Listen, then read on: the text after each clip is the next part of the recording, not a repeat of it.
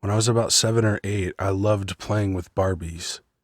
I had the big pink Barbie box that was super popular in the 90s. We lived in the last house on my street, and my room faced the woods. The house was older, about 20 or 30 years old, so the paint was chipped in places and there were tiny holes in some of the corners from an apparently once prominent mouse issue. One day, when I was playing in my room next to one of these mouse holes with my awesome pink Barbie treasure box, I heard a voice say my name from the hole.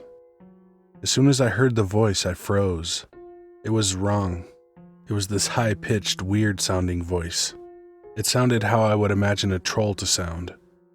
It said my name again, and then it asked me if I wanted to play. Being scared as shit, but not wanting to even acknowledge this voice, I just went back to playing. The voice continued to ask me if I wanted to come outside and play, so I looked at the window right above it, and nothing was there, so I went back to playing again. Then something changed. The voice became angry and literally yelled, "Play with me." I calmly stood up, walked out of the room to my mom, and immediately sat next to her and clung to her. I didn't tell her what I just heard. I don't know why. Later that night, we all piled into the car, and when we were pulling out of the driveway, I looked up. Sitting on our front porch was a huge black-looking wolf with red eyes. When I asked my mom if she had seen it, she said, "We don't ever acknowledge those," and she hasn't explained what she meant by that since, but I believe that it was a skinwalker.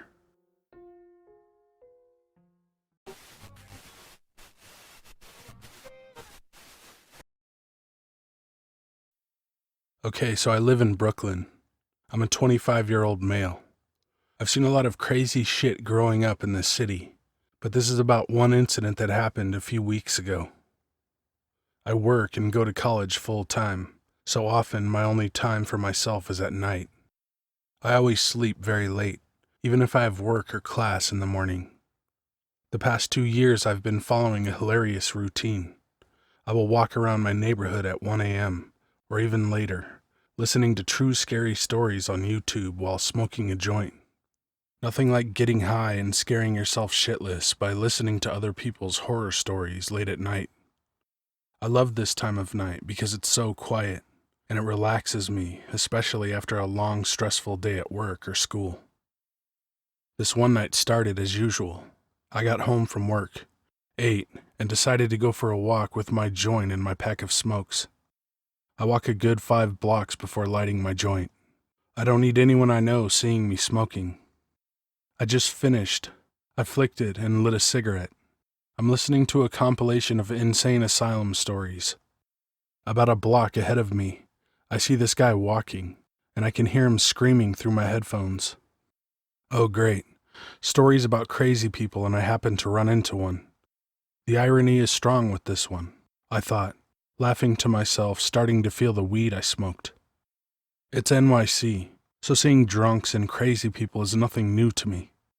I get curious and I take off my headphones to hear what he is saying. This guy was just shouting over and over again, "No!" I got a little freaked out because he would say it in different tones. A quick "No!" and then a long "No!" and then a stuttering "No." I say to myself, well, one flew over the cuckoo's nest. I got very bad vibes off him. As I've said, I've seen plenty of crazy people in the city, but something about him got me scared.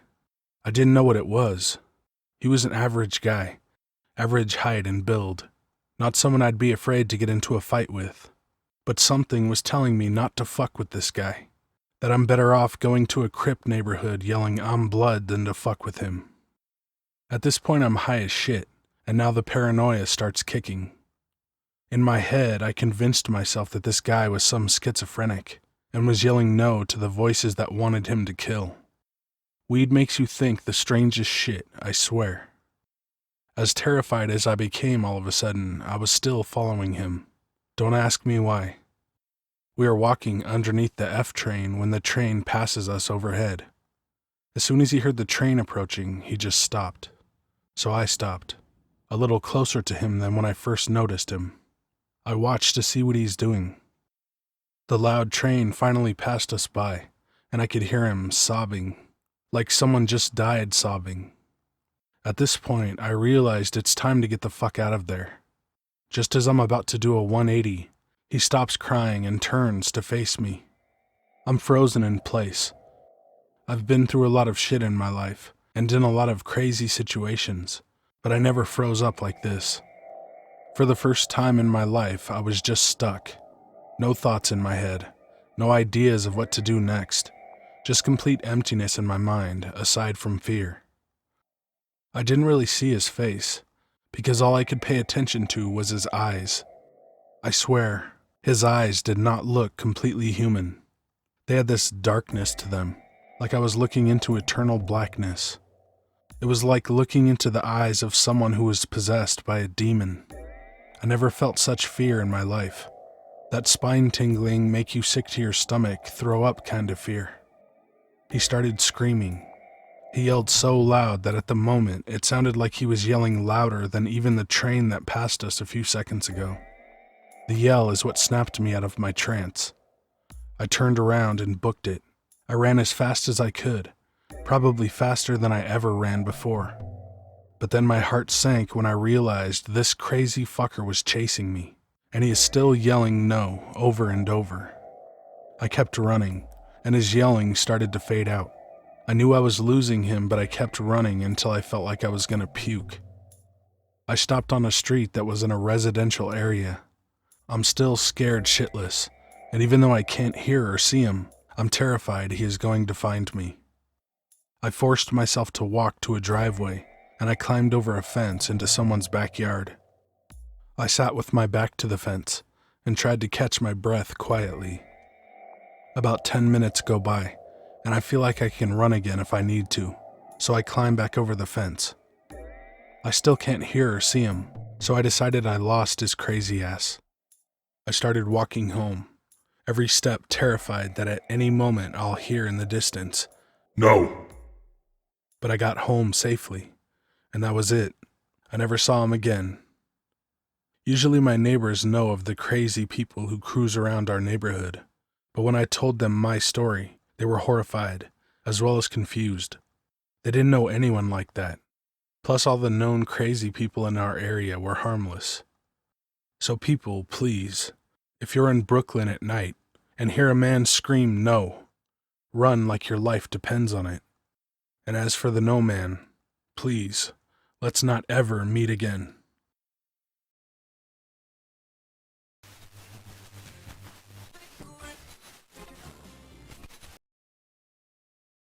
Back in 2014, I decided to move in with a couple of my friends from high school. We had recently graduated and were looking to split rent costs between 4 people in a 3-bedroom apartment. I was sharing the master bedroom with a close friend from high school, who we'll just call Ben for the sake of anonymity. We moved into the apartment in June, and for the first few weeks, things were going fine. However, at one point around August, things began to take a sudden turn. My friend came home one day from work and was home alone. I was the second to arrive home that day, and found Ben sitting outside the apartment under the stairwell, visibly upset. I asked him what was going on, and he told me the following story. He arrived home from work and took a shower, but the entire time he was in there, he heard several loud noises in the apartment. He just assumed that one of us had come home, but when he came out into the living room, he saw something terrifying. According to Ben, there appeared to be a shadowy figure of a small child standing in the corner of the dining room, so Ben ran outside and waited for one of us to get home. Later, I woke up in the middle of the night and had a horrible sleep paralysis episode.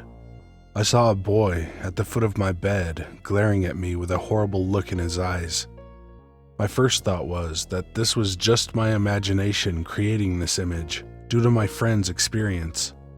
As time went on, however, I was proven to be very wrong. My friend was slowly spiraling out of control, missing his shifts, sleeping all day, etc. Eventually, he started lashing out at everyone and crying himself to sleep at night. These behaviors were very unusual for him, So we consulted a medium to see if the root cause of his behavior was something paranormal. According to them, Ben was being haunted by a demonic attachment that he had for years. They called the entity an espa, or a lower-level demon, which feed on the spiritual energies of their victims until they move to the next. Another one of our roommates, we'll call him Ryan, was having a hard time sleeping and hearing knocking in the closet at night. The medium told me in private, as not to scare Ryan, that the espa planned to attach to him next. I came home from an early shift the next day, and nobody was home. After working up the courage to walk inside, I finally went in and checked the rooms to make sure I was alone. I discovered that Ryan's room was an absolute mess, and this was very unusual for him because he's a clean freak. We ended up inviting the medium over to help us out with a banishment ritual. The following night, we invited Ben into the living room and conducted the ritual. I won't go into the details. The medium did most of the stuff, but we eventually saw a bright white light flash in the room. This is the point where my entire perspective on the paranormal completely changed. We clearly saw a large shadow hover above Ben, pause in the air, and then fly outside the patio door. The energy inside our apartment immediately felt so much lighter, and my friend appeared to feel much better. Unfortunately, the demonic entity was not banished completely. About a week later, everyone in the house complained of intense nightmares and trouble sleeping, and they all involved a family that lost a little boy somehow. I have no idea how this is connected to the espa that was attached to Ben, and would love to hear your input. Now, about 2 weeks after the ritual is when the worst paranormal experience of my life occurred. I woke up in the middle of the night with an intense feeling of dread. I realized that I was not experiencing sleep paralysis and was therefore very alarmed. I felt drawn to look out the window that was right above Ben's bed on the other side of the room.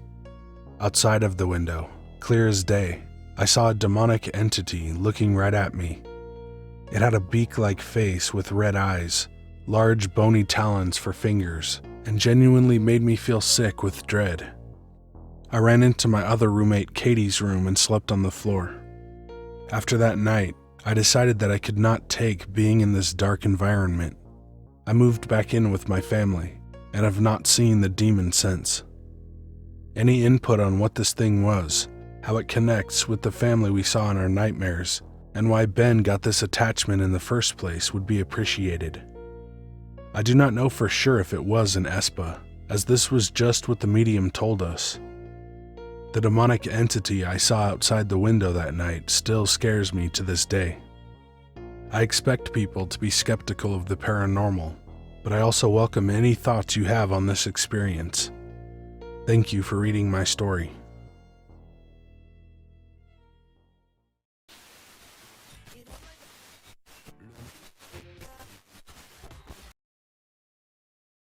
When I was 8 years old, my mom was diagnosed with breast cancer. She refused chemotherapy and other treatments and decided to just let go. The night before she was diagnosed with cancer, she lied in bed alone. My dad was out of town, I think. Right before she was going to fall asleep, she said her door started to creak. She saw a tall, pale man in a dark suit and a black top hat, and he said, "See you soon." And the very next day, she was told she had cancer and that she wasn't going to live much longer. It wasn't long after she was diagnosed before she started to see the man in black. My mom would sit in the living room. She would get a feeling, the feeling of a presence. She would look out the window and see a man in a black cloak walk across the porch. She saw this man all the time, constantly. She told my dad, and he didn't believe her. He thought she might be hallucinating since she was very sick. But then one day, my mom and dad and I were sitting watching TV in the living room. My mom whispered to my dad, "The man in black is about to come. I can feel it." As I was watching TV, I saw a shadow on the front porch out of the corner of my eye. I jumped up and ran to the door, and no one was there. After that, we believed that the man in black was real.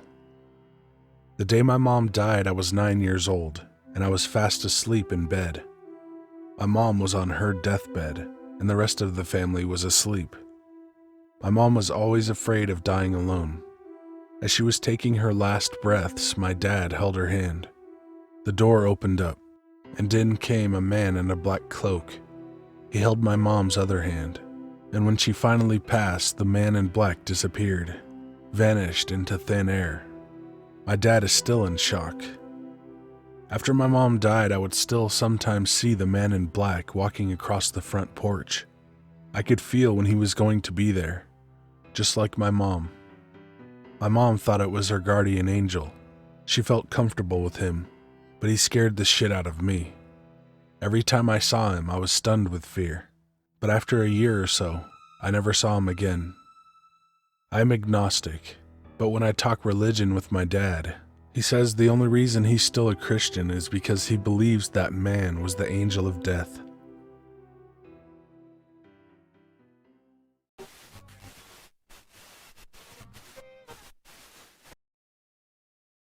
I've shared this story across different forms of social media, told it to many close loved ones, even told my brother about it, who is the main focus of this, and I've never received a clear answer. This happened when I was around 11. I'm about to turn 20 now. I'll start by explaining the layout of the game room in my childhood home. When you go up the stairs, it opens up to a main room. A TV was against the left wall, and 2 brown couches opposite the TV. One couch is against the right wall, and the other is facing away from you, making a 90-degree angle, and also forming a walkway to the right, which led to my brother's room and my room.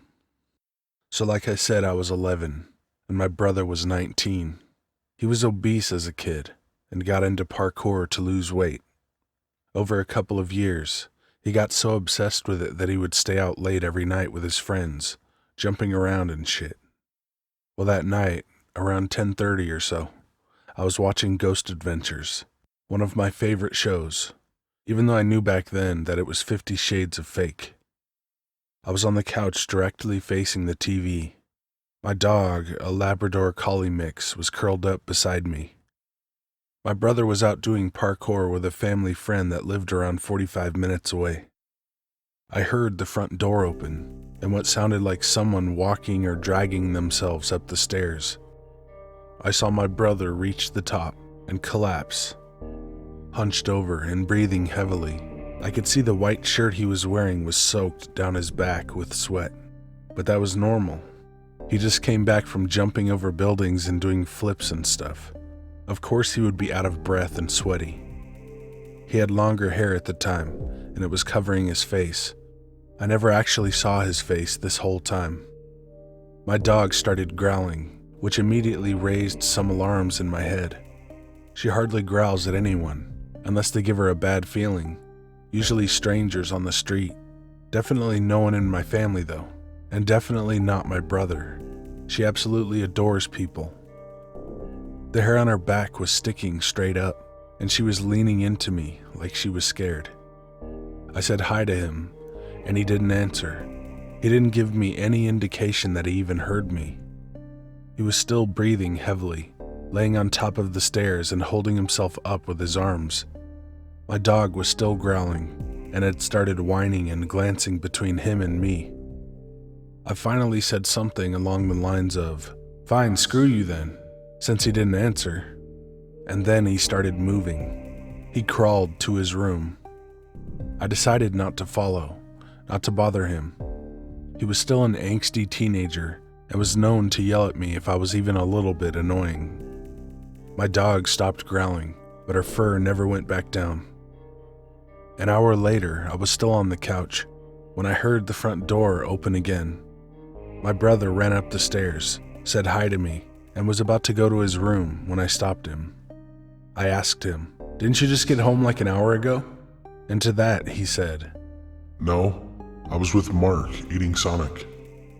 He showed me a bag of Sonic leftovers he had. Confused, I didn't say anything else and just let him go to his room. Nothing happened after that. I actually told my brother about it around 2 years ago, and he was really freaked out. He kept asking me why I didn't tell him, but I don't know. I just thought he had snuck out again after he got home, or he was trying to scare me. I really don't know what or who that first guy could have been.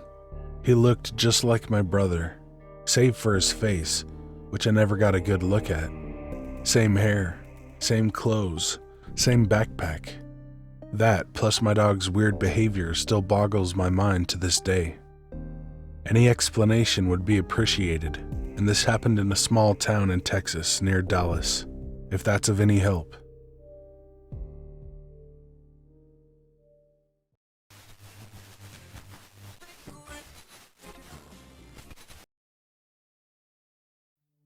Back in the summer of 2017, my girlfriend and I were driving up from Evanston, Illinois to spend the weekend at our parents' lakefront cottage in Petoskey, Michigan, a popular destination for summer retreats. This drive for us was around 6 hours long and involved taking the highway north through the western half of Michigan. A lot of this path goes through some fairly remote areas. Eventually, we found we had been driving on the same single-lane highway road through some dense woods for what seemed like the last 45 minutes. I recall our navigation showing we were somewhere in the Huron-Manistee National Forests. Also, when I say dense, I mean that the tree canopy formed almost a tunnel around the fairly narrow road, which made it seem significantly darker than it actually was outside. Luckily, summer days in Michigan are long, and we still had a couple hours of daylight left. While driving, I noticed some older, dilapidated constructions in the woods to the right. It looked like remains of old sheds or storage buildings. This is a good time to mention that I'm a bit of a treasure hunter. I collect historical relics and old coins, and these ruins seemed like a great place to dig up some artifacts that may have been buried for years. The stretch of road was deserted, so it might be unlikely others had explored this place first. Luckily, I had my metal detector with me in the car, as I had planned to use it on the beach at Petoskey. I also had one of those children's shovels, made of neon plastic with a wooden handle, for digging in the sand, and although it's not ideal for soil, it would do. I told my girlfriend I wanted to stop for a bit, and pulled over on the shoulder. She said okay, but she would stay back and continue napping. The nearest ruins were small, but not too far from the road itself. I figured the current highway must have originally been a backwoods road that the inhabitants could have used back in the day. I noticed a larger structure, deeper into the forest, and decided to check it out, as larger buildings that could have been people's homes and such have a higher chance of yielding a cool find. I made my way over, and could see it was made of brick. The window holes were still clearly defined, with dirty broken glass around the edges. I looked through one, and could see the building, though half collapsed, had a floor that looked somewhat intact. Back towards the road, my car was just barely within my range of vision. Since it was dark around the ruins, I recall leaving my shovel outside as I didn't need it for the hard floor, and used my free hand to hold my phone as a flashlight to help spot anything shiny. I snooped around the corner and started sweeping with the metal detector within the building walls for half an hour or so, when I started to hear movement around me, like crunching twigs and bushes rustling. I dismissed this as small animals at first, but I kept hearing it, almost as if it was following my movement around the building from the bushes on its perimeter. At this point, the hairs on the back of my neck stood up. I got the feeling I was being watched, like some animal was stalking me. I decided to turn back. I started hollering and making loud noises in hopes of scaring off whatever could be there, and cautiously made my way over to where I'd left my shovel.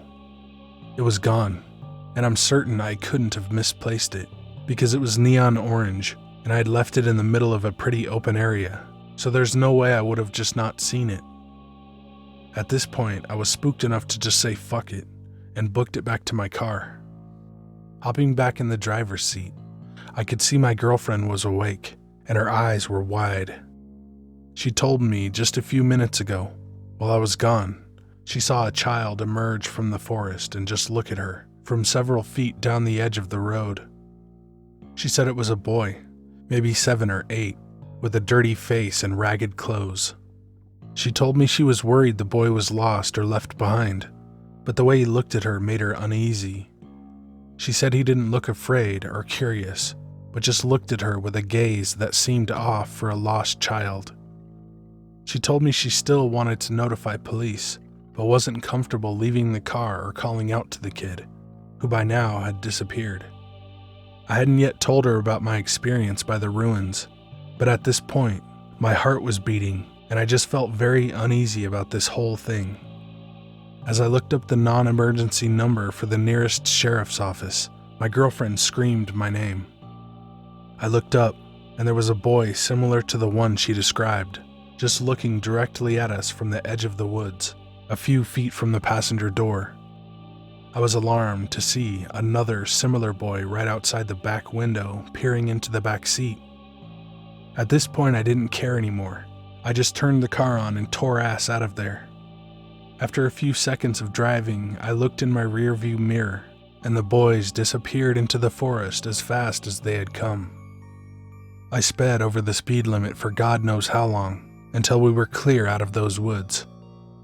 We ended up still calling the sheriff's office, who mentioned there have been similar sightings of children along that road by other drivers. Though I never got a good look, I agreed with my girlfriend that something was off about those kids, and that their behavior didn't match that of lost children. Maybe they lived on a nearby secluded property with their parents, and were just playing in the woods or trying to steal our shit. I had also heard of feral children, which could explain the dirty faces and ragged clothes. Later, at the cottage, I googled similar paranormal sightings.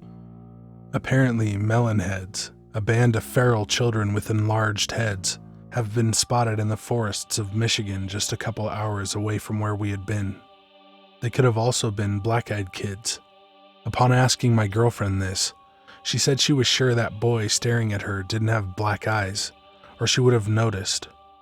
However, his mannerisms, as she described them, seemed very similar to the stories I've read about BEKs, so it's a possibility. If anyone has insight into this or similar experiences, I'd love to hear them. The experience creeps me out to this day, and we ended up taking a different route on the way back, just to avoid driving through that forest again.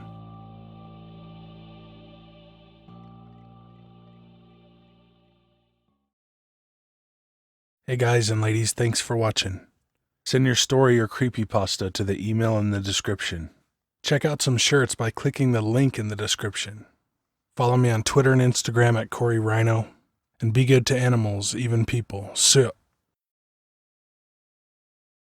I'm a Capricorn, so I'm compatible with a Taurus or a Virgo. And some other ones, I think. My birthday's between December 22nd and January 19th. And my son, he's a Leo. And what about you? I'm a Sagittarius. Ooh, that's a good one. Are you from here? I'm from Arizona. And some other things about me are, I'm a Buddhist and I'm a vegan. Can I just get my fucking change, lady? Oh, sure. Have a wonderful day. I'm gonna try real hard to do that. Já, snemma, bergsbus, hrish.